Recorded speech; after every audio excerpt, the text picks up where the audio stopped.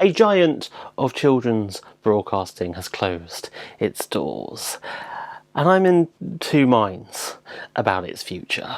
But before we begin, if you're new here, please subscribe. Make videos about all things TV that you'll love. And you can also support my work at patreon.com/MrSir2. So yes, indeed, after 17 years of broadcasting, ITV's children's channel came to a rather unceremonious end on September 1st. The ITV is closed, and all the funny stuff and more is now on ITVX. It's being replaced by the online-only service ITVX Kids, and a 4-hour morning programming block on ITV2. Sit back and enjoy some absolutely brilliant kids content that might just keep your kids content. And honestly, the writing's been on the wall for quite some time. Viewing figures have reportedly dropped 62% since 2019. And on-demand and digital viewing is now the preferred method of watching for kids. And even its rivals have had a turbulent couple of years too. Disney removed their slate of channels back in 2020, and CBBC have announced a future move online as well. The BBC has announced it plans to stop broadcasting the CBBC channel on TV in the future. So logically, and I'm sure financially, it does make sense. As a kid of the late 90s and early noughties, arguably CITV's heyday, it's a bitter pill to swallow all the same. The decision marks the end of an era for generations of children who tuned into shows like Nightmare, Funhouse and Children's Ward. For me, growing up, CITV was where all the cool shows were. CBBC had your long trusted brands like Newsround and Blue Peter, but rarely was it ever the first one to take a risk. CITV back then felt like there were truly no rules, like it was making the content we all wanted to see. A prime example being the now legendary SMTV Live.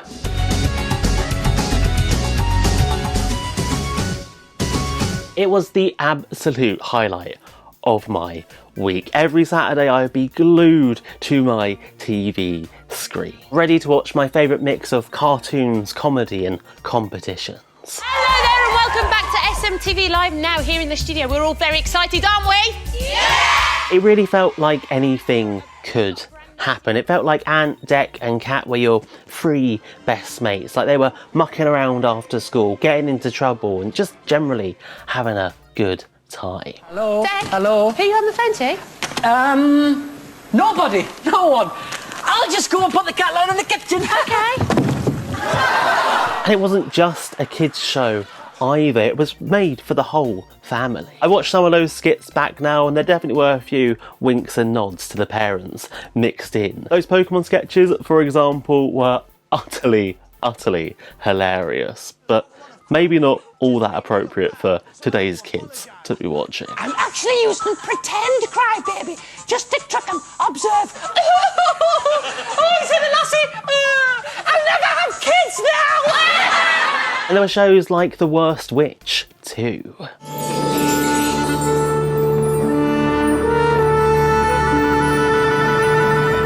This was back when Harry Potter was becoming the big thing, and I lapped up anything even remotely magical. I think one of the reasons I loved the adventures of Mildred Hubble and her cousin Hetty so much was because it wasn't Harry Potter. My mum calls a car Bobo, miss. Somehow, Mildred Hubble, that is not surprising. Broomsticks, however, unlike Mildred's mother's car, do not have cuddly little personalities. It was a female-led show set in this magical, invisible girls' school. And the kids were always getting themselves into trouble. Mildred and Hetty weren't the good guys. They were fallible, they made mistakes, but they always learnt from their misadventures. It wasn't me, Miss Hubroom, I promise you. Well, we weren't seeing things, were we? And neither was Miss Bat. Do you know how much it's going to cost to repair this?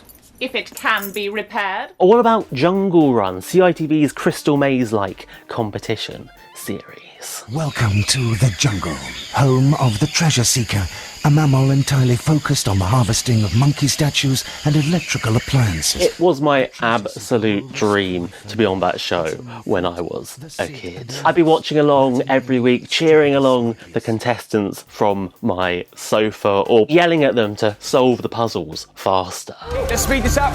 Plenty more to get. Oh, good technique, good technique. And that end game when they had to get out of the cave in time always got my heart racing. I'd be on the edge of my seat, willing the teams to succeed or screaming at them when they totally ruined their chances. You've got to be quick! 5 seconds! Quickly, quickly, quickly! And then there's My Parents Are Aliens, a sitcom which, on paper at least, sounds so weird.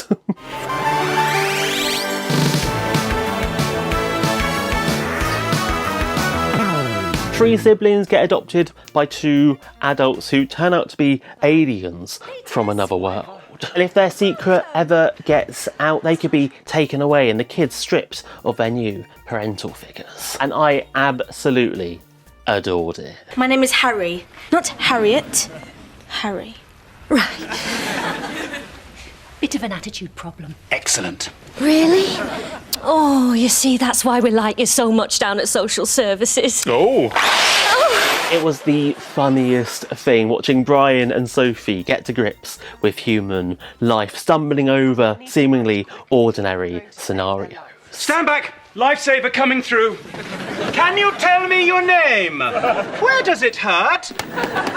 And seeing the kids run rings around them, trying to keep their true identities hidden. It's them! They're aliens! Get back! They're aliens! The alien freaks from outer space! And of course, there were the animated shows too. Back in the day, Pokemon, of course, was the big one. The phenomenon that is Pokemon. Choose you! But there are programs like Digimon, Mr. Bean, Horrid Henry, and even the classics like Danger Mouse, Button Moon, and Trapdoor. He's got a little hole in the top of his head. In a way, CITV felt like a free version of Cartoon Network or Boomerang, which for a kid without pay television was a lifeline. It meant I could watch the shows that all my friends were talking about. And that's the real downside to this decision to close the linear channel. It's a real loss to those families that don't have access to reliable internet. I get that's becoming an increasingly small minority, but I know it firsthand myself. I grew up in a rural area where internet speeds were truly shocking, which meant for me linear television really was my only option, even after the likes of ITV Player or 4OD had launched. ITV Player, amazing telly you can't miss. So really, I'm in two minds. It's easy to get swept up in the nostalgia of all my favourite shows. But the hard facts are that linear television is in decline and kids viewing is driving that change. But that 17-year legacy of the CITV channel, it does feel a shame for it to end, even if that end was inevitable. What about you, humble viewer? What are your memories of CITV? Are you sad to see the TV channel go, or do you think the shift to digital is the right approach? Let me know down below in the comments. And please leave a like and subscribe for more. Next time I'll be looking at the Dutch choice for this year's Junior Eurovision, as I watch my first ever Cesk selection show. So make sure you stick around for what's to come. And to keep watching, click the links on screen now.